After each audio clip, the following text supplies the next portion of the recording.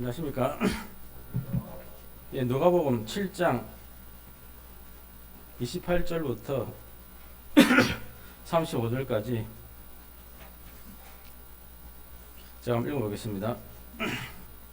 내가 너희에게 말하노니 여자가 낳은 자 중에 요한보다 큰 자가 없도다. 그러나 하나님의 나라에서는 극히 작은 자라도 그보다 크니라 하시니 모든 백성과 세리들은 이미 요한의 세례를 받은지라. 이 말씀을 듣고 하나님을 의롭다 하되 바리새인과 율법 교사들은 그의 세례를 받지 아니하므로 그들 자신을 위한 하나님의 뜻을 저버리니라. 또 이르시되 이 세대의 사람을 무엇으로 비유할까? 무엇과 같은가? 비유하건대 아이들이 장터에 앉아 서로 불러 이르되 우리가 너희를 향하여 피르를 불어도 너희가 춤추지 않고 우리가 곡하여도 너희가 울지 아니하였다 한가 같도다. 세례 요한이 와서 떡도 먹지 아니하고 포도주도 마시지 아니하며 저희 말이 귀신 들렸다 하더니 인자는 와서 먹고 마시매 너희 말이 먹기를 탐하고 포도주를 즐기는 사람이요 세리와 죄인을 친구로라 하니 지혜는 자기의 모든 자녀로 인하여 옳다함을 얻느니라. 가만히 보니 저 시계가 7분인가 8분 빠르더라고요. 그래가지고 좀 저 시계 봤다가 저 시계 또 하고 또 틀려가지고 혼동되는 경우도 있는데 아무튼 알아서 잘 마무리하도록 하겠습니다. 거기 근간에 제 회사에 새로운 직원이 하나 들어왔길래 그래서 상당히 20대고 전고 폐기가 좋아가지고 인사를 하러 왔더라고요. 우리 그 개발실에서 우리 개발 회의를 하고 있는데 그 인사를 하러 왔길래 제가 좀 짓궂어가지고 노래 한 곡 해봐라 그랬거든요. 노래 한 곡 해봐라. 요즘 뭐 그러면 되는지 모르겠는데 뿔쯤뿔쯤 하더만은 할랑말랑 막 하길래 됐다 네 성격 다 파악했다 혼자 가라 했거든요. 나중에 알고 봤더만은 그 사장님 아들이더라고요. 사장님 연세가 많이 드셔가지고 이제 좀 휴게자를 갖다 물려줄 때가 된 좀 그런 하에서 자기 아들이 이제 회사를 이제 처음 사원부터 시작해가지고 이제 경영권 하려고 조금 하시는 모양이더라고요. 그럼 그건 그렇다 치더라도 저는 이제 얼마 안 있으면 나가기 때문에 걱정이 없는데 참 저도 회사 들어온 지 한 5년 6년 한 거의 되는데 제 처음에 들어갔을 때 그때는 회식이 얼마나 많은지 그리고 사장님 워낙 술을 좋아하셔가지고 물론 저는 그때 술을 안 먹어가지고 핍박도 받았지만은 그렇다 하더라도 그래도 그때 사장님께서 꼭 소주 한 방울은 저한테 줘요. 왜냐하면 그래도 동참을 해야 되는 의미에서 그러니까 일단은 모든 사람들이 이제 안 마시는 건 알고 그렇지만 동참하는 의미에서 그 한 방울 주는 걸 그냥 마시고 그랬는데 가끔가다 그게 입에 상당히 달 때가 있어요.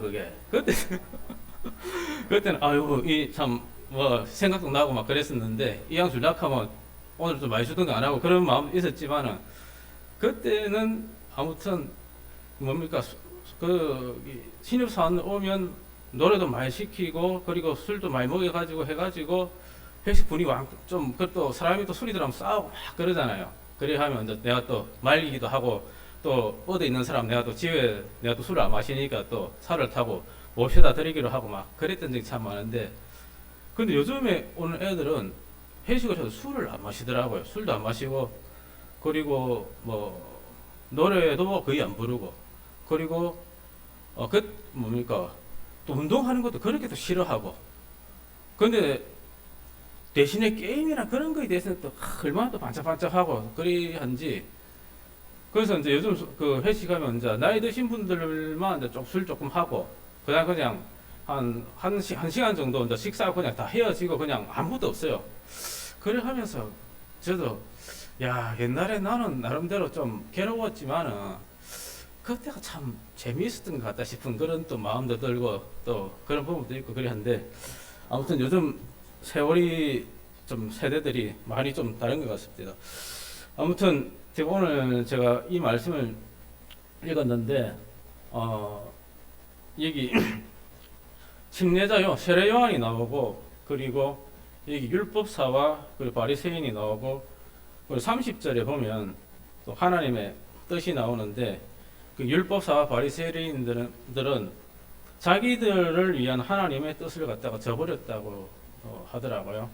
여기 하나님의 뜻은 또 다른 말로 또 다른 성경에 보면 이 카운셀 해가지고 그 아무튼 기가 막힌 계획이 있잖아요. 아주 모사 하나님께서 예비하신 아주 기가 막힌 계획을 이 사람들을 위해서 해놓은 건데, 그것을 이 사람들이 이제 거부한 것으로 나와 있더라고요.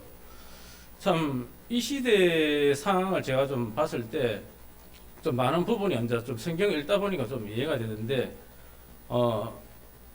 이때 예수님 오실 때 이때쯤은 다 성전이 있었고, 그리고 바리새인과 그리고 제사장들이 있어가지고 백성들의 죄를 갖다가 씻어주기 위해서 이 사람들이 양도 잡아주고 소도 잡아주면서 나름대로 권위를 가지고 있었고, 그리고 또 뭡니까 경제적인 그런 부도 누리고 있었던 그런 사람들이었거든요. 이 당시 제사장하고 바리새인들이.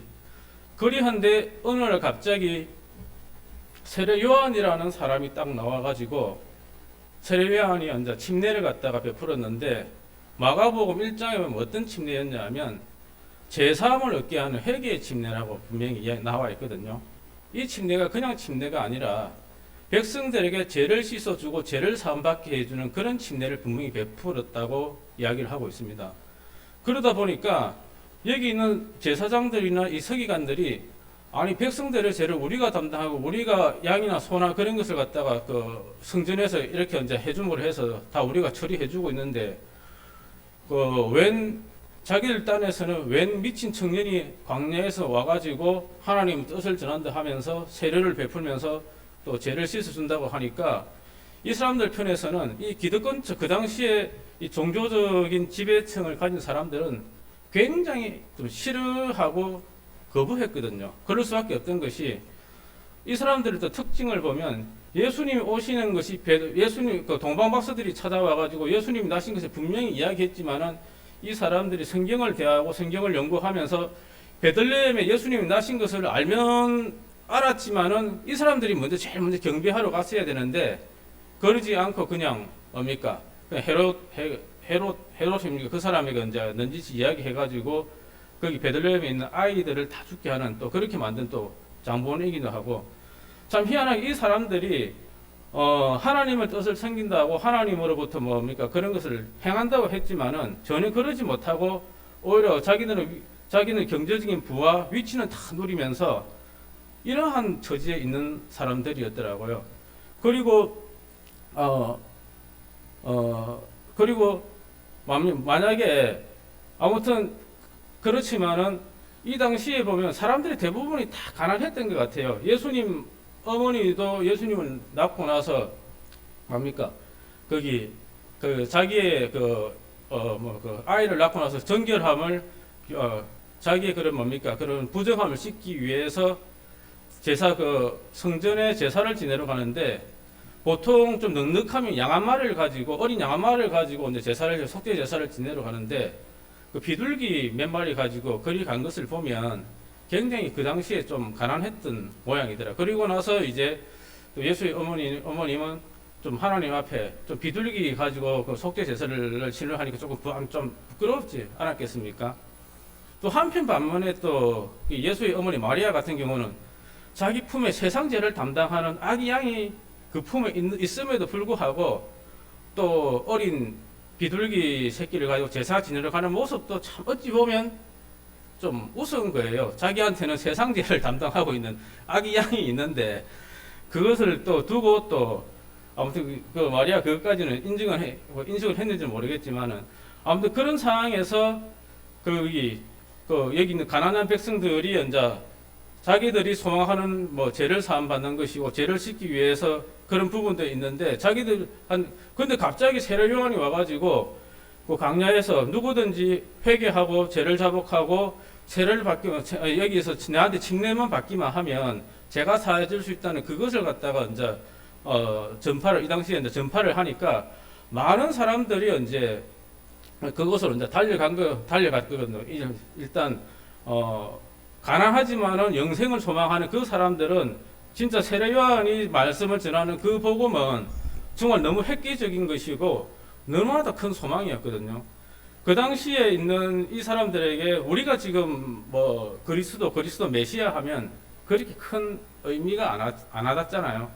그런데 여기 있는 사람들의 그 문화를 보면 그 사도 바울의 간증이나 그런 것을 보면 그리스도를 만나서 영생을 갖다 얻는다는 것이 자기 조상 때로부터 받은 큰 소망이었고 정말 자기가 이제 평생토록 영원한 그러한 바라던 바라고 그리고 심지어 뭡니까 여기 사마리아 여인도 보면 그 총구석에 사는 사마리아 여인도 보면 뭡니까 우물가에 있던 그 사마리아 여자 있지 않습니까? 그 사람도 거기 그리스도를 알고 그리스도를 소망했던 걸 보면 이 사람들에게 있어서는 그리스도가 그 인생의 모든 것이었으면 참 분명하고 모든 것을 자 그리고 이 그리스도가 오면 그 구약에서 예언한 그리스도가 우리 자신들의 죄만 씻어 사여질 뿐 아니라 그리고 로마의 속국으로부터 자기 민족을 해방시켜서 그리고 그러한 인물로 분명하게 기록이 되어 있지 않습니까? 물론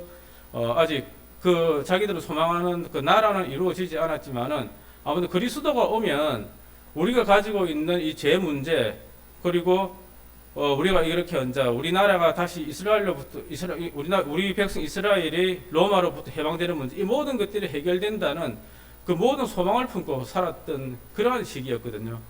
그리고 성경을 이 당시 아는 사람이었더라면 다니엘서에 보면 어떠한 시기에 그리스도가 올 거라는 그 예언이 분명히 또 나와 있거든요. 그러한 것을 다 계산해 보면 이 당시 이때쯤인 것을 누구나 그 당시에 이제 다 알 수가 있었고 그런 분위기였거든요. 그래한데 막상 이제 침례 세례 요한이 와가지고 이렇게 이제 예수님에 대해서 참 소개를 하고 또 세례 요한은 침례만 세례만 줬을 뿐 아니라 세례를 주면서 장차 내 뒤에 오실 사람이 있는데 그리고 그 사람이 너희들의 당신들의 제 문제를 또한 해결해 줄 거라는 그러한 분명한 그것까지 이제 설교를 했고 그리스도 자기 뒤에 오는 그리스도를 믿어야 한다고 분명히 또 이야기를 그런 또 설교를 했거든요. 그 부분은 또 사도행전에 찾아보면 세례 요한이 어떠한 설교를 했는지 분명히 더 자세히 알 수는 있을 겁니다. 그러한 분위기에서 갑자기 언제 모든 백성들이 언제 가난한 사람들은 세례 요한에 가서 언제 침례를 받고 그리고 자기들 죄를 자복하고 죄를 씻어주기를 바라는 그런 마음으로 있었고 그 반면에 이제 나름대로 언제 서기관과 바리새인들은 뭡니까 자기는 돈도 많고 양은 얼마든지 있고 그리고 하나님이 정하신 제사는 얼마든지 지낼 수 있고 그러다 보니까 자기 나름대로 이제 의로운 거예요. 어렵다 보니까 자기는 어려운데 그 세례 요한한테 침례를 갖다가 받을 필요는 없고 오히려 그 사람들 입장에서는 오히려 뭡니까 침례 요한이 그냥 눈에 가신 거예요. 눈에 가시고 아니 지금까지 모든 백성들을 우리가 통제하고 그리고 또 백성들의 죄를 우리가 뭐 다 나름대로 이제 이렇게 담당해주고 처리해주고 있는데 괜히 쓸데없이 어떠한 뭡니까 그 특정 인물이 나와가지고 그리고 아무튼 이 사람들 눈에는 세례 요한은 그냥 미친 사람으로밖에 안 보였고 그리고 이 사람들 눈에는 어찌든지 꼬투리를 잡아가지고 세례 요한을 미친 사람으로 만들어야 자기들이 권력이 유지되고 자기들 위치가 언제 유지되는 그러한 입장이었던 것이 너무나 분명하거든요. 그리고 그와 반면에 이 또 니고데모나 다른 뭡니까 아리마대 사람 요셉이나 그런 또 지도층들은 진리를 찾고 그러한 사람들은 또 뭡니까 이런 사람들과 다르게 또 이 세례 요한이나 예수님 앞에 나와서 또 어디를 입는 그런 부분도 있었지만은 전반적인 분위기가 참 이렇게 참 흘러가고 있습니다. 그리고 제가 부자 청년이 와가지고 그냥 예수님을 만나고 그냥 돌아갔잖아요. 한 번은 제가 또 전도하시는 좀 분이 계셨는데 이분이 이제 조금 86학번 좀 데모 하신 분인데 아무튼 그쪽으로 조금 심취하신 분인데 제 권유를 해가지고 일단 성경을 좀 보게 되었어요. 성경을 딱 보게 되었는데 그 항상 하시는 말씀이 그냥 부자 욕하고 부자들 재산 다 이제 빼들어 가지고 딱 가난한 사람 나눠줘야 된다 하고 우리는 빈부의 격차가 너무 크다고 항상 그렇게 저한테 이제 좀 조금 이야기하고 그래도 그분 사람들이 부자가 그래도 뭐 나름대로 자격이 되니까 열심히 노력해서 부자가 되는 그런 사람도 많지 않습니까? 저도 뭐 그렇게 이제 좀 변론도 하고 그랬던 분인데 갑자기 이분이 성경을 한참 읽으시더만은 항상 부자를 욕하시던 분이 갑자기 이제 뭡니까 부자 청년이 이제 천국 못 가고 예수님께서 그 부자는 천국에 들어가기가 극히 힘들다는 그 말씀을 딱 대하고 나서 나한테 대뜸하는 이야기가 아니 예수님 말씀대로라면 부자가 천국 못 간단 말이지 그런 거예요. 뭐 갑자기 그러길래 예 부자는 뭐 천국 가기 안 힘들겠습니까? 그리고 이런 우리가 이렇게 부자가 아닌 것에 얼마나 감사합니까? 하여튼 요즘 부자의 정의를 우리나라에서 정의를 해놨는데 딱 보니까 100억의 자산이 있으면서 한 달에 3천만 원이 자기가 일을 하지 않더라도 3천만 원에 꼬박꼬박 수입이 들어오는 사람이 부자라고 하더라고요. 나름대로 부자의 정의를 그렇게 우리나라에 정의하더라고요. 여러분들 가운데 그런 분 안 계시죠? 그래서 저는 그 말씀 대하면서 내가 부자가 아닌 부분에서 너무 감사하다. 그리고 그래가지고 저는 이거 신경도 안 썼어요. 그런데 그분은 갑자기 부자에 대해서 걱정을 하는 거예요. 갑자기 아니 부자가 실컷 부자 욕을 해놓고 나서 이제 갑자기 부자가 걱정이 돼가지고 그 뒤로부터 이제 교제가 안 되는 거예요. 그런데 그 부분에 대해서 아무리 좀 내 나름대로 풀어주고 그래도 그랬었는데 그런 부분도 좀 생각이 나고 그래 갑자기 희한하게 아무튼 전도를 하다 보면 그러한 사람들이 좀 희한하게 애국자가 아니신 분이 갑자기 애국자가 되고 진짜 부자를 갖다가 아주 욕하시는 분이 갑자기 부자를 걱정하는 사람이 되고 참 마귀가 희한하게 참 역사하는 것을 참 많이 보는데 그래서 이 사람도 진짜 나름대로 기득권층에 있었기 때문에 정말 예수님의 편에 서야 될지 아니면 이게 아직 성전이 있고 제사를 갖다가 지내주는 제사장 편에 서야 될지 그 부분에 대해서 분명히 선을 정해야 되거든요. 심지어 예수님이 돌아가시고 예수님 돌아 30년 후에도 아직까지도 성전이 그대로 있어가지고 그 가운데서도 진짜 예수님이 그리스도인지 아니면 아직 그리고 제사장들이 지내주는 저 양을 잡고 소를 잡는 게 그게 진짜인지 아직도 복음을 들었으면서도 아직 헷갈리는 분들이 아직 계신 것을 우리가 이제 히브리스나 그 말씀을 통해서 보면 우리가 종종 좀 발견할 수가 있지 않습니까? 아무튼 사람들은 딱 정해야 되거든요. 이제 예수님이 왔고 침례자 요한이 와서 새로운 길을 딱 제시를 했거든요. 제시를 했고 이제는 끝났다. 메시아가 왔기 때문에 성전에서 제사를 지내고 이제 그렇게 하는 것은 이제 그렇게 죄를 사함받고 그렇게 영생을 얻고자 하는 것이 끝이 나고 이제 예수님이 그리스도가 왔기 때문에 그리스도가 온 이상 우리의 죄 문제는 이제 해결될 것이 분명하고 그와 반면에 더불어 우리 민족이 로마로부터 독립할 것도 이제 분명하다. 그러한 부분이 분명히 이제 새겨져야 되는 그런 시점에 딱 와 있는데 그리고 하나님도 이제 예수님을 참 드러낼 때 세례 요한을 통해서 또한 드러내고자 또 원하셨더라고요. 하필. 그리고 예수님도 그와 더불어 요한으로부터 침례를 참 받으셨는데 침례를 받으시고 또한 성령이 임하셨잖아요. 그런데 예수님이 또 성령이 임한 게 또 모든 사람 눈에 또 그때 보였으면 또 괜찮았는데 하필 하나님이 세우신 세례 요한 그 한 사람에게만 또 보였어요. 그러다 보니까 그 한 사람한테 보였고 침례자 세례 요한이 분명히 이제 예수님이 침례를 받으시고 성령이 임하는 것을 보면서 또 이야기를 또 외쳤잖아요. 야, 저분은 침례를 받았는데 바로 그리스도다. 보니까 성령이 임하더라. 저 사람한테는 저는 또 이렇게 또 생각해봤거든요. 만약에 예수님한테 성령이 임하지 않았다. 그러면 어떻겠습니까? 그냥 세례 요한이 침례를 주면서 아무리 예수님이라도 성령이 아니었으면 임하는 걸 못 봤으면 웬 경건한 청년이 아주 깨끗하게 보이는 경건한 청년이 와가지고 그냥 어려운 척 하면서 여기 나한테 이제 세례만 침례만 받고 이제 갔구나 그 정도로 여길 것인데, 그런데 예수님은 다르게 뭡니까? 그분은 자신의 죄가 없는 하나님의 아들이셨기 때문에 침례를 받자마자 그냥 아무 일이 안 일어난 것이 아니라 바로 이제 뭡니까? 그 가운데 그 성령이 임하는 것이 다 그 세례 요한한테 다 이제 보여져 버렸잖아요. 그러자 세례 요한은 자, 예수님이 이제 너 당신들 죄를 담당하는 세상 죄를 담당하는 그 하나님의 어린 양이다. 이 분명히 또 크게 외쳤잖아요. 그러듯이 예수님한테 분명히 죄가 있었으면은 분명히 세례를 받더라도 아무 일이 일어나지 않았을 건데, 예수님은 그게 뭡니까? 죄가 없었기 때문에, 그리고 뭡니까? 세례를 받고 또 성령이 임하셨고, 그 가운데 또 분명히 구분되게 이분은 또한 세상 죄를 담당하시는 그 하나님이 보내신 메시아라는 것에 대해서 분명하게 또 증거가 되어져 버렸거든요.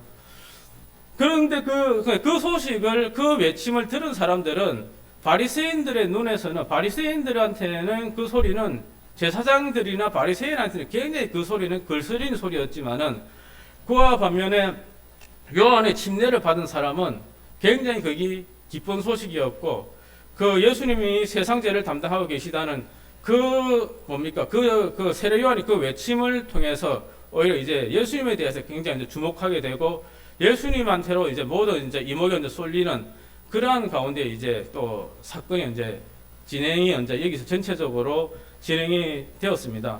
진행이 되었고, 근데 분명한 것은, 근데 바리새인이나 이 서기관들 눈에는 예수님이 침례를 받는다 하더라도 그들의 눈에는 성령이 임하는 것을 갖다가 보였으면 진짜 아무 할 말이 없는데 안 보였거든요. 아주 세례 요한한테는 보였기 때문에. 그러다 보니까 자기들 눈에는 웬 깨끗하고 거룩한 청년이 와서 그냥 거룩하게 보이는 죄인 청년이 와서 세례 요한한테 그 침례 받은 그 모습밖에 안 보였던 거예요. 그 사람들 눈에는. 그런데 희한하게 예수님을 통해서 여러 가지 표적과 이적과 그러한 그러한 것들이 막 일어나 버리니까 세례 요한이 증거한 게 맞잖아요. 세례 요한이 증거한 저분한테는 성령이 임했고, 저분은 세상 죄를 자기 죄 때문에 침례를 받은 것이 아니라 세상 죄를 담당하고 계시기 때문에 침례를 받으신 것이다. 그러한 부분에서 명백하게 딱 구분이 되어 버렸거든요. 그럼에도 불구하고 여기 있는 서기관과 바리새인들은 이제 더 안 좋은 것 예수님에 대해서는 왜 그러냐 하면 모든 백성들이 이제 예수님한테로 이제 가버리고 또 예수님이 하시는 그 말씀에 모든 귀를 기울이고 그런 가운데 있었는데, 그런데 또 하필 또 예수님께서 이때 조금 그 세례 요한보다도 더 경건하고 깨끗하게 조금 나름대로 이제 좀 경건하게 사시면 모르겠는데, 또 희한하게 예수님께서는 경건하신 것 같으면서도 희한하게 죄인들과 어울리시고, 또 그런 또 그 상태 그 당시에 조금 좀 세리들하고 어울리시고, 그 죄인들하고 어울리시니까 또 헷갈릴 바리새인들이나 그런 사람들한테는 또 이제 또 판단거리가 되는 거예요. 심지어 어떤 부분이 있었냐면 세례 요한까지도 이제 또 헷갈려 버린 거예요. 세례 요한이 이제 감옥에 있으면서 좀 헷갈리는 거예요. 소문에 들으니까 자기가 나름대로 이제 예수님한테 침례를 주고 예수님 성령도 임했고, 그리고 자기가 나름대로 저분이 죄를 담당하는 그리스도다 그렇게 외쳤지만은, 그분이 죄인들하고 어울리고 또 율법도 잘 안 지키는 거, 안식일도 안 지키는 것 같고 안 지키고 막 그러다 보니까 세례 요한이 이제 내가 침례를 잘못 준 게 아닌가, 엉뚱한 사람한테 세례를 베푼 게 아닌가, 내가 이게 감옥에 갇혀 있을 때가 아닌데 하면서 그렇게 또 걱정이 또 되었던 모양이더라고요. 그러다 보니까 또 여기 또 세례 요한이 자기 제자들을 이제 또 불러 모아가지고 예수님한테 내가 거기 그리스도라 불리오는 예수님한테 찾아가가지고 한번 물어봐라. 내가 당신이 맞는가? 당신이 그리스도가 맞는가? 아니면 내가 다른 사람을 기다려야 되는가? 안절부절한 거예요. 자기는 이제 거기 감옥에 있으면서 예수님이 그 아이락하면 이제 자기는 당장 감옥에 뛰쳐나가가지고 다시 이제 세례를 베풀어가지고 다른 인물을 찾아야 돼 그런 입장이었거든요.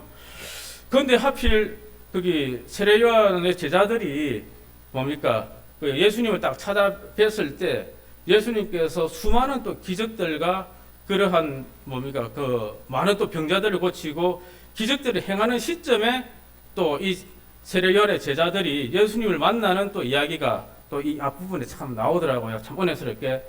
그러다 보니까 이제 그 제자들이 예수님이 행하시는 그 일을 직접 보고 그리고 예수님이 하시는 그 말씀을 딱 듣고 안심하면서 이제 세례 요한에게 이제 다시 감옥에 있는 세례 요한에게 돌아가서 뭡니까 그 세례 요한이 편안하게 정말 그 순교할 수 있도록 그렇게 또 은혜를 베푸시더라고요.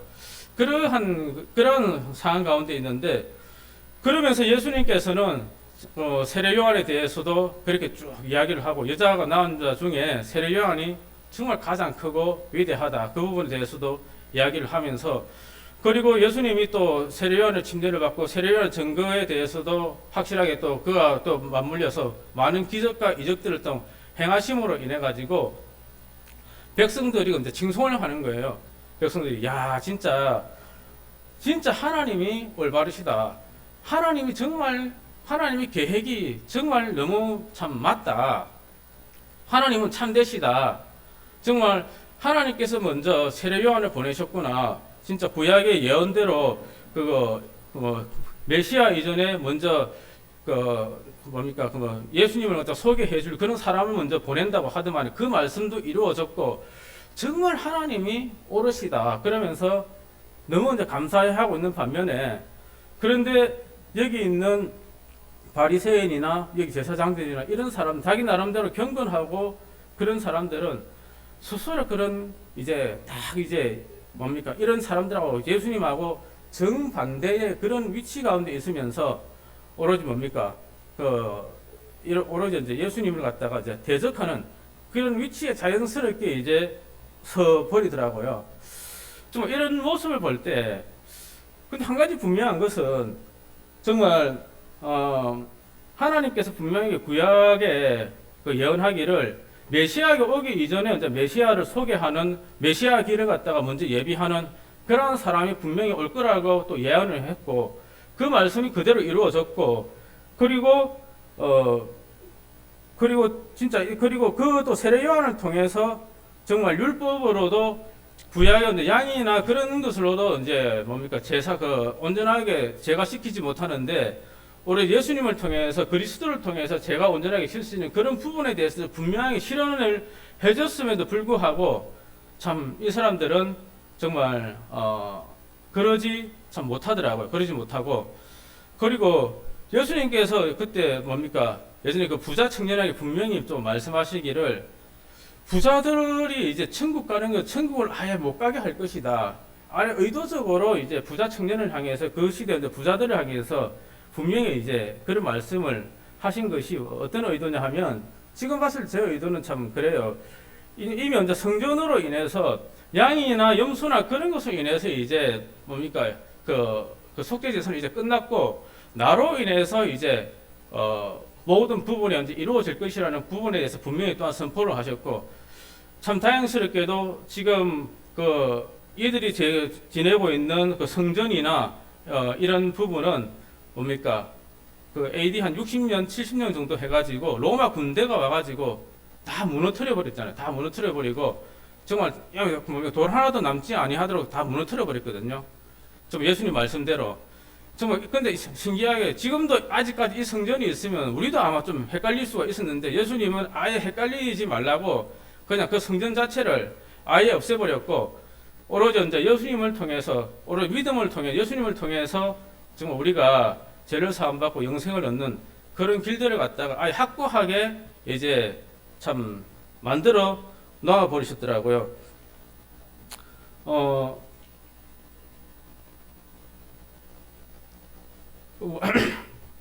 갑자기 좀 필름이 끊기는데 그래 아무튼 저희 부분에 있어 가지고 잠깐만요. 제가 하나 좀 적어온 부분이 있었는데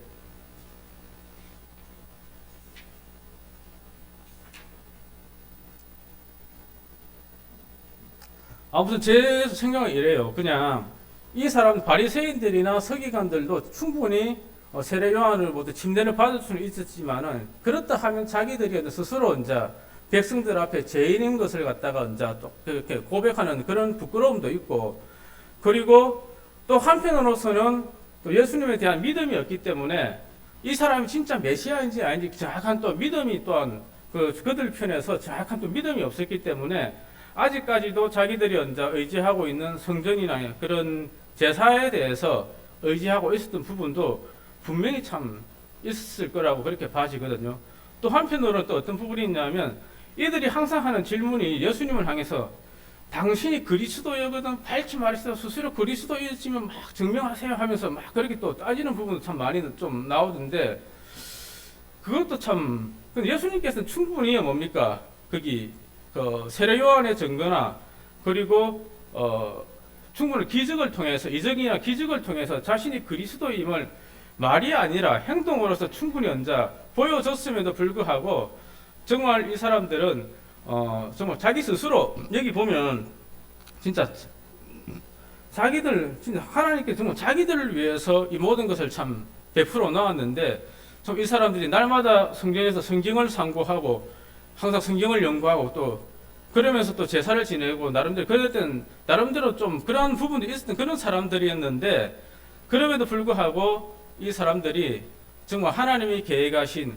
뭡니까 그것을 정말 침례자 세례 요한이 먼저 와서 예수님에 대해서 소개를 하고 또 예수님을 통해서 정말 성전에 있는 그 방식이 아닌 예수님을 통한 그런 영생을 얻는 방법에 대해서 확실하게 보여줬음에도 불구하고 이 사람들 스스로 정말 하나님의 뜻을 갖다가 이제 걷어차버리는 그러한 부분이 참 우리가 참 볼 수가 있습니다. 그리고 아무튼 여기 백성들은 진짜 하나님이 옳다, 하나님은 의로우시다, 하나님이 선하시다 그렇게 하나님을 칭송을 했고, 그와 반면에 뭡니까 바리새인들은 그렇지 못했고, 그러면서 예수님은 정말 또 하신 말씀이 있는데 여기 35절에 보면 지혜는 자기의 모든 자녀로 인하여 옳다함을 얻느니라. 자, 여기 35절 말씀에는 제가 좀 얼마 전에 제가 좀 뭡니까 제가 좀 주님께서 좀 알게 해주셔가지고 좀 모르시는 분도 있을 것 같아가지고 제가 좀 말씀을 좀 드리겠습니다. 여기 지혜는 다른 분이 아니라 바로 예수님 자신을 갖다가 이야기하거든요. 예수님 자신을 이야기하시고 여기 보통 지혜나 화평 이런 것 쭉 성경에 나오면 주님 자신에 대해서 의인화해서 하시는 그런 경우가 참 많이 있거든요. 성경 전체적으로 보면. 그래서 진짜 말 그대로 딱 그 해석을 하면 지혜는 예수님 자신은 하나님 되시는 예수님 자신은 자기의 모든 자녀들로 인하여 옳다함을 얻느니라. 여기 보면 거기 요한의 침례를 받은 사람들이 하나님이 옳습니다, 하나님이 의롭습니다, 하나님이 참되십니다, 이렇게 모든 계획을 하신 하나님이 선하고 지혜롭습니다 이렇게 이제 그렇게 하나님에 칭찬을 하잖아요. 근데 여기 있는 그 마지막에 뭡니까 이렇게 예수님은 이렇게 세리들하고 요한의 침례를 받고 그렇게 뭡니까 그러한 하나님의 뜻에 순종한 사람들로부터 의롭다 하면 어디시지, 의롭다 하심을 얻고 거기에 대해서 만족을 하시지, 정말 자기를 거부하고 그 사람들이 아무리 비방한다 할지라도 그 부분에 대해서는 그렇게 크게 이제 뭡니까 그들이 이제 비방하든 옳다고 여기지 않는데 그렇게 그냥 상관없이 그냥 내어버려 두시고 그냥 자기 하나님 뜻에 순종한 여기 있는 가난한 사람들, 요한의 침례에 순종했던 사람들로부터 예수님은 진짜 인정을 받으시고 그리고 이 사람들로부터 칭송을 받으시고, 그리하면 예수님께서는 오히려 이제 정말 이제 만족하신다는 거죠.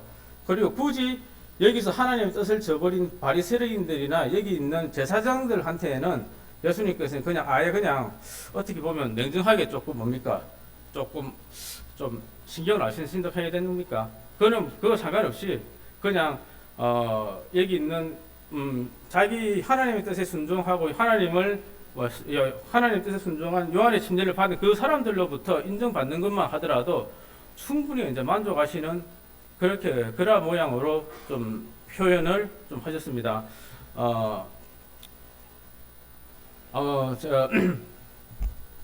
여러분들도 진짜 우리가 믿는 예수님은 지금도 지금도 죽으신 분이 아니라 십자가에 돌아가신 것뿐만 아니라 지금 부활하셔서 하늘나라 하나님 우편에 계시거든요. 그분을 우리가 정말 바라보고 또 하루를 지낸다면 우리의 큰 오늘 하루로 잘 마무리하시고 그런 부분 또 예수님께 은혜를 입는 그런 하루가 되었으면 합니다. 이제 기도가 마치겠습니다. 하나님 참 감사합니다. 하나님께서 우리를 위하신 그 계획이 온전히 샜고 주님을 통해서 온전히 이루어졌습니다. 우리의 이 귀한 복음을 참 깨달아졌고 또 믿게 되었고 또 주님을 향해서 주님을 사모하는 마음으로 이렇게 날마다 또한 살아갈 수 있는 그런 하루 그런 날들과 그런 삶 가운데 있다는 것에 대해서 너무나 감사하는 마음이 있습니다. 주님께서 끝까지 저희와 함께 하여 주시고 그 가운데서 우리가 이 교회 안에서 복되게 신앙생활을 하다가 주님을 만나 뵙기를 바라는 마음이 있습니다. 참으로 감사합니다. 이 모든 우리를 구원하신 주 예수 그리스도 이름으로 기도합니다.